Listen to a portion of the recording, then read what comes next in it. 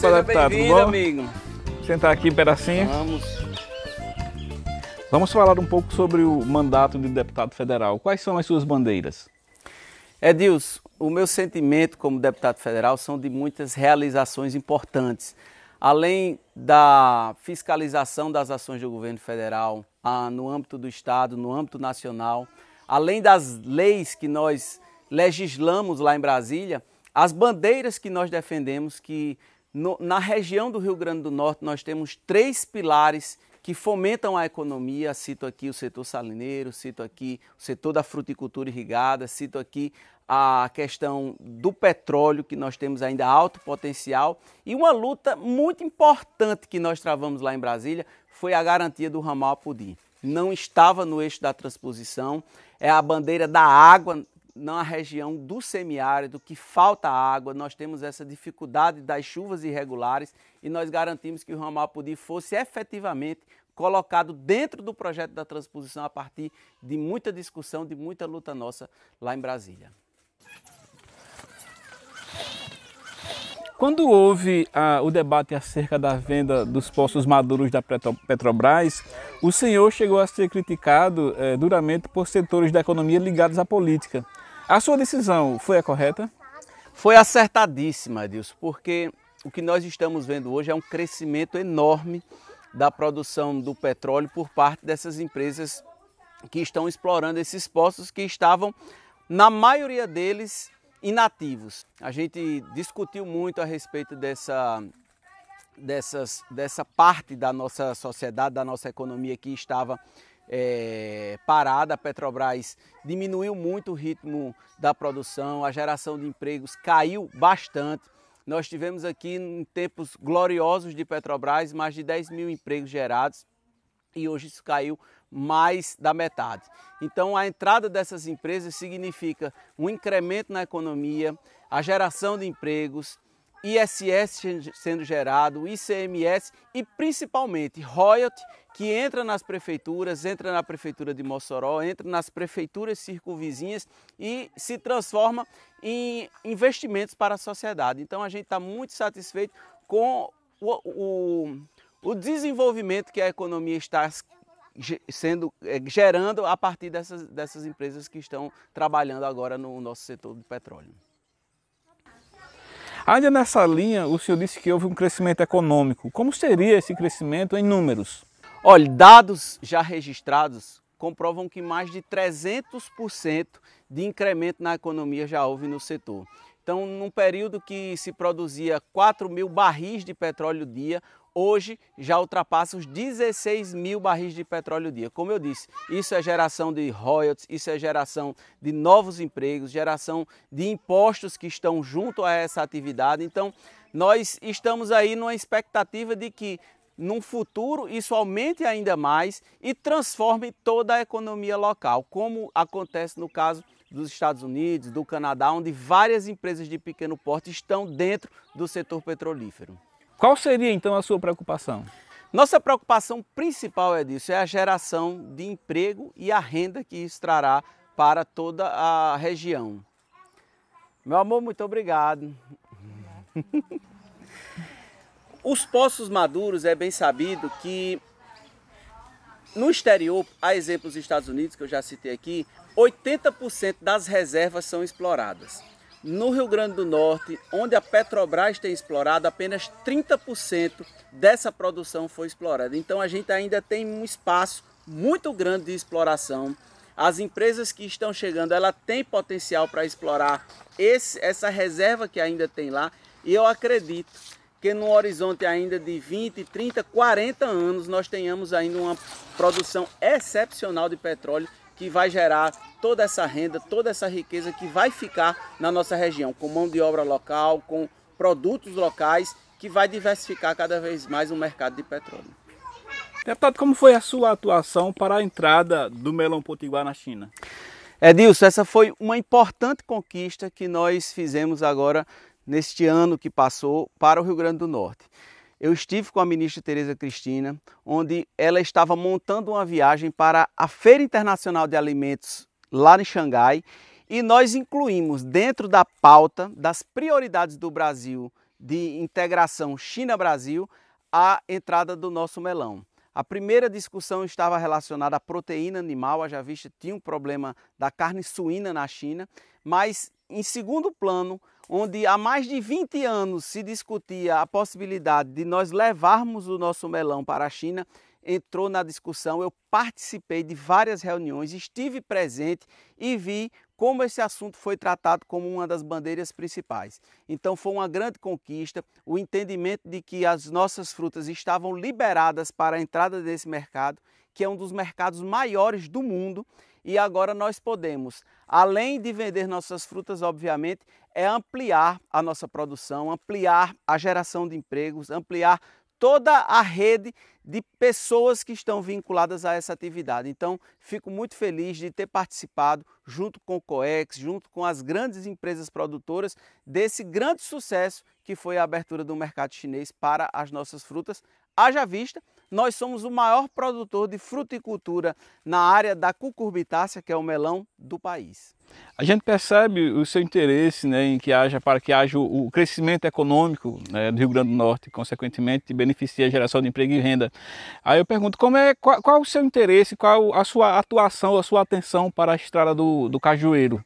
A estrada do Cajueiro tem uma importância muito grande para nossas atividades econômicas. Haja vista, ela está dentro de uma área de escoamento de toda a nossa produção, escoamento da produção de frutas, escoamento da produção de pedras, de cimento, de sal. Então, nós fomos até o DENIT, apresentamos ao General Santos essa demanda que era prioritária no Rio Grande do Norte. A estrada do Cajueiro, que é chamada BR-437, ela já foi federalizada no passado através de uma emenda do ex-deputado Betinho Rosado, e nós alocamos um recurso de 1.200.000 para fazer o projeto. Fui a esta visita junto com o deputado federal Roberto Pessoa. Hoje ele é prefeito de Maracanaú, uma das grandes cidades da região metropolitana do Ceará. E nessa parceria Rio Grande do Norte com Beto e o Ceará com Roberto, nós colocamos uns recursos do nosso mandato para viabilizar essa ação que era a obra, o projeto inicial. Então agora já está o projeto pronto, já está licitada essa obra e a gente está esperando só a execução e alocar mais recursos para a gente ter esse tão sonhado via da integração Rio Grande do Norte-Ceará. Fechando o tripé, né, da economia do Rio Grande do Norte, o petróleo, o melão, a fruticultura e agora o sal. O que é que o seu mandato tem feito para beneficiar o sal? Nós tivemos muitas ações ligadas ao setor salineiro durante esse meu período como deputado federal. A mais importante delas foi o entendimento por parte do governo federal que o sal é um bem de interesse social, para que ele possa se fixar e continuar sua exploração nas regiões que ele hoje explora. Sabemos que 95% da produção de sal marinho do Brasil é no Rio Grande do Norte. Sabendo dessa questão geográfica, dessa concentração, houve um entendimento por parte do governo federal da fixação dessas salinas aqui, garantindo questões jurídicas importantes, porque o que estava acontecendo era uma insegurança, questionamentos, se a salina podia continuar essa exploração nas áreas de mangues, que elas há mais de 400 anos estão explorando. Então, a partir desse entendimento, houve esse dispositivo, essa segurança jurídica dada através do governo federal, através do decreto do sal, e aí os salineiros ficaram muito mais confortáveis em continuar a geração de mais de 50 mil empregos, de continuar suas atividades, todo o bojo econômico que essa atividade tem na nossa sociedade. Então eu fico muito feliz de estar inserido dentro dessa luta, que foi uma conquista a partir de muitas ações, muitas demandas, muitos pedidos nossos junto ao governo federal. E muitas outras ações estão aí. A exemplo, recentemente aprovamos, através de uma emenda nossa, a isenção do AFRAM, que é um imposto sobre a marinha mercante, e isso tarifava muito a parte da nossa exportação de sal, que nós temos quase 5 milhões de toneladas de sal que são produzidas e vendidas na nossa região. Metade delas é através do Porto Ilha. E essa isenção do AFRAM garantiu a livre concorrência, a tranquilidade do setor de continuar essa exportação de sal através do nosso Porto Ilha. Então, são muitas ações, muitas atividades que nós levamos para Brasília defendendo a nossa economia, defendendo o nosso setor produtivo. É possível agregar valor ao sal? É possível, sim. Nós temos um projeto junto com as universidades, nela está incluída a UFERSA, a UERN e o IFRN, para que nós possamos estudar novos produtos a partir da produção salineira. Eu cito aqui uma ação que é das mais importantes, as águas-mães, que é um subproduto da extração do sal. Ela é riquíssima em todos os elementos que existem na natureza, inclusive o ouro, e é a partir dessa exploração das águas-mães nós podemos gerar um produto para a fruticultura irrigada, por exemplo. Nós sabemos que existe uma grande demanda hoje para insumos agrícolas, para fertilizantes agrícolas, e essa produção, que é o subproduto do sal, ela é riquíssima em possibilidades, inclusive para fertilização de culturas. Então, nós compramos um equipamento chamado espectrofotômetro, já está instalado na UFERSA, custou R$500 mil, e agora nós oferecemos bolsas para professores e alunos das 3 universidades estaduais e federais da nossa região estudarem e encontrarem esses subprodutos que vão agregar valor à nossa produção salineira.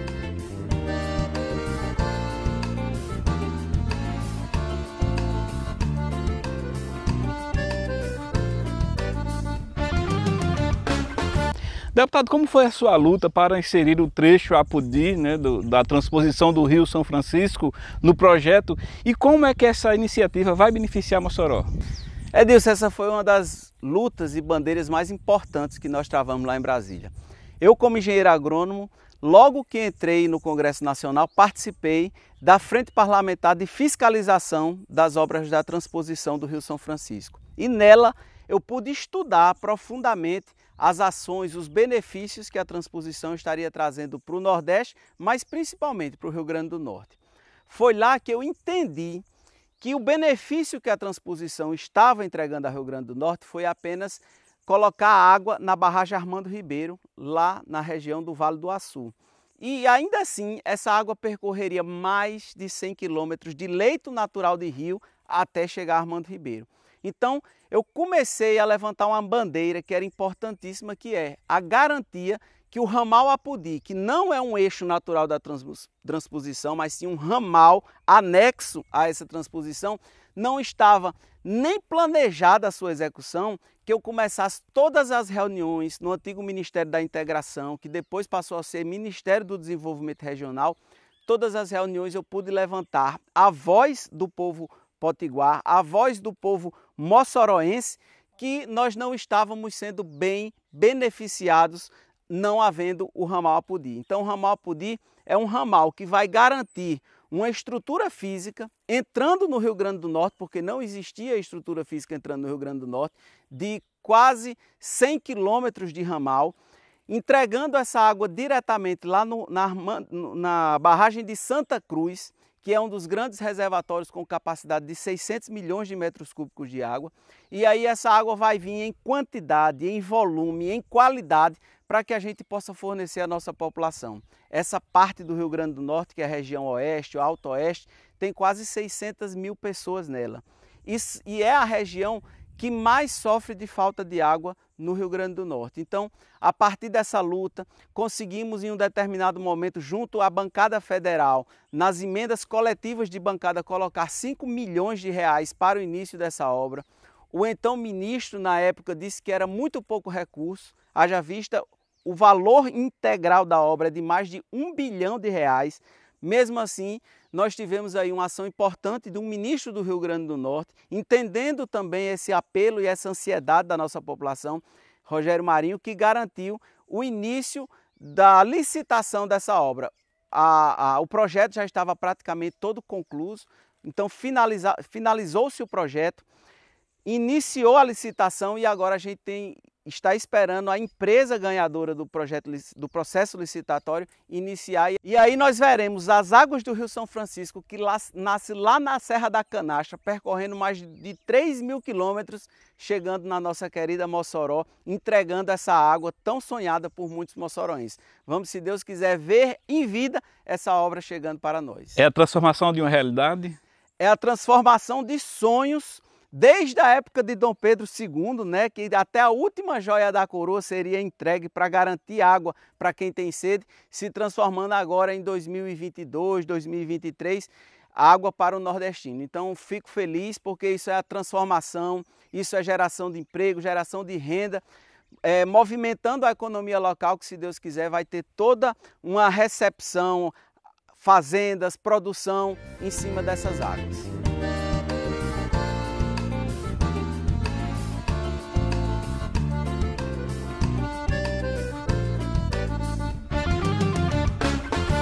O senhor tem sido um fiscalizador das emendas que se voltam para benefício de Mossoró. Por quais motivos? Olha, uma das prerrogativas do parlamentar, do legislador, é a de fiscalizar. Além de criar leis, além de destinar recursos para os mais diferentes municípios, regiões e ações que precisam no seu estado. Então, nós estamos fiscalizando a chegada desses recursos. O município de Mossoró foi muito beneficiado desde o início do nosso mandato. Foram mais de 73 milhões de reais em obras que vão desde a pavimentação de ruas, desde a construção do Centro Especializado de Reabilitação, o SER, que está lá no Santo Antônio, até a reforma das unidades básicas de saúde, como construção de novas unidades, que nós colocamos 3 unidades novas para Mossoró. Então, para que essas obras sirvam à população, para que as pessoas se sintam atendidas através do nosso mandato, é que nós vamos às ruas, conversamos com a população, analisamos o executivo para ver se está tudo ok na parte de tramitação burocrática dessas emendas. Então a gente tem feito um esforço grande para que as pessoas sintam chegar as nossas ações, o nosso trabalho lá na sua vivência. Estaria havendo politização dessa fiscalização? Olha, Edilson, de minha parte não. O que acontece é que muitas vezes a gente sente uma parte que vai além da burocracia, atrasos desnecessários, relicitações desnecessárias, que isso atrapalha muito o andamento dessas obras. Você veja, em Mossoró, 20% de todos esses recursos já estão garantidos, empenhados e pagos por parte do governo federal para que se tenha início a essas obras. E poucas obras a gente está vendo chegar na população. Eu tenho ido nas ruas, principalmente as obras de pavimentação, que somam quase 27,7 milhões de reais, e a gente tem visto um atraso enorme, desnecessário por parte do Poder Executivo. Já está tudo ok, tudo licitado, empresas ganhas, dinheiro na conta, e a gente tem a expectativa de que o Poder Executivo, o prefeito de Mossoró, inicie essas obras para a população ver esse benefício chegando à sua porta. Então, nós não estamos politizando, nós estamos apenas fazer cumprir o dever como cidadão, o dever como parlamentar, de que o prefeito de Mossoró faça as obras chegarem até a população. Edilson, uma das coisas importantes que nós precisamos levar para a população é não perder esses recursos que nós destinamos. Já tivemos problemas agora recentemente, onde o prefeito tinha 2 obras que estavam com recursos há mais de 180 dias na conta e não executando, não iniciando. Isso bloqueou a maioria dos recursos que estavam para vir para a pavimentação de ruas, através de muita cobrança, muita ida nas ruas, junto com a população. O prefeito iniciou essas obras e agora houve um destravamento. Mas, infelizmente, mesmo assim, recursos ainda foram perdidos. Eu cito aqui, por exemplo, os gabinetes odontológicos, que nós alocamos mais de 20 para Mossoró, e é uma demanda enorme da população. Quando você vai na unidade básica de saúde, os atendimentos por parte odontológica têm sido ineficientes.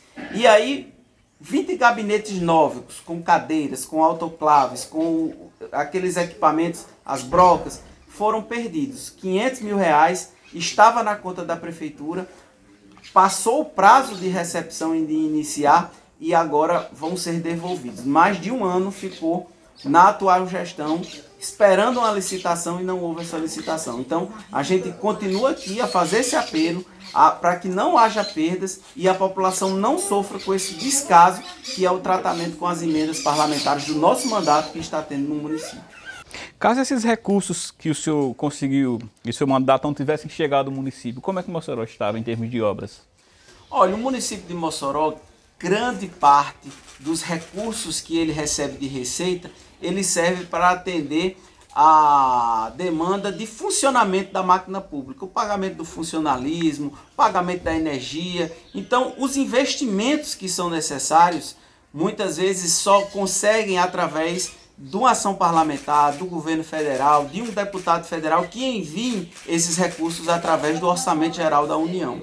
Se Mossoró não tivesse um parlamentar enviando esses recursos, muito poucos investimentos estariam disponíveis à população. Então, esses 73 milhões que ao longo de 7 anos nós enviamos, serviu imensamente para a criação de infraestrutura necessária, pavimentação de ruas, saneamento, calçadas, reformas, postos de saúde. Então, a gente está vendo uma transformação a partir da nossa atuação como parlamentar na cidade de Mossoró.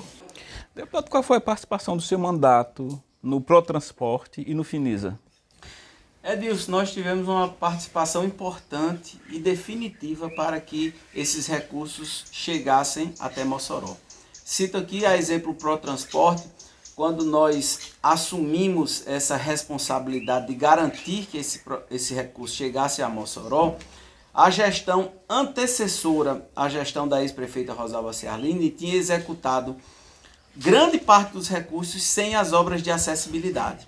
E isso criava uma barreira para que o recurso viesse para Mossoró. Então nós fomos várias vezes ao Ministério do Desenvolvimento Regional, apresentamos as dificuldades que estávamos enfrentando e conseguimos que o governo federal fizesse um entendimento diferenciado para Mossoró para que os recursos voltassem a ser liberados. E com isso, nós estamos aplicando esses recursos e pavimentando várias ruas de Mossoró. Não foi apenas o Protransporte, teve também junto desse programa o saneamento integrado, que aí já está pavimentando, saneando várias ruas de Mossoró. Com relação ao Finisa, quando a Prefeitura de Mossoró deu entrada junto à Caixa Econômica na obtenção desse empréstimo para criar vários equipamentos para o município de Mossoró, nós fizemos uma atuação muito importante junto ao Tesouro Nacional, dialogando em parceria com o Tribunal de Contas do Estado, colocando todas as partes burocráticas do processo em alinhamento junto com o Estado e União, e a gente teve essa importante ação de garantir que o Finisa fosse liberado através da Caixa Econômica Federal. Então, a maioria, a não ser todas as obras juntando o mandato do deputado federal e o Finisa, estão sendo tocadas a partir dessas duas fontes de renda no município de Mossoró. Grande parte é Finisa e a outra parte é através do nosso mandato com as emendas parlamentares, que é do povo de Mossoró. Uhum. Desse dinheiro que o seu mandato conseguiu, né, em Brasília, existe muita verba à espera da execução? Quase 50% das verbas dos 73 milhões estão à espera de execução. Eu lhe digo aqui que 43 milhões estão à espera do Executivo iniciar essas obras. E a maioria delas hoje já está com dinheiro na conta esperando o início dessas obras. Deputado, diante de todo esse montante, quais as principais realizações que lhe traz mais satisfação? Edilson, cada centavo desse recurso é importante para o cidadão moçoroense. Todos os recursos devem ser utilizados, executados, não podem ser perdidos, e a gente, por conta disso, é que está indo às ruas cobrando a execução junto do povo para que o prefeito faça essas obras chegarem a cada um dos moçoroenses. Mas eu cito aqui obras de grande importância e de grande envergadura, o Centro Especializado de Reabilitação, que está pronto, construído lá no Santo Antônio, esperando apenas os equipamentos, que eu também coloquei emendas para equipar. As grandes pavimentações de ruas, um programa Participa Mossoró, que nós lançamos, ganhamos uma premiação nacional pela ideia de colocar a população para escolher as ruas que gostariam de serem pavimentadas, e nós aplicamos mais de 27 milhões de reais na pavimentação de ruas, 11 milhões foi a população que escolheu. Asfalto, que em toda a cidade está recebendo, o prefeito intitulou um programa chamado Asfalto no Bairro. São recursos de Beto Rosado que estão sendo colocados ali.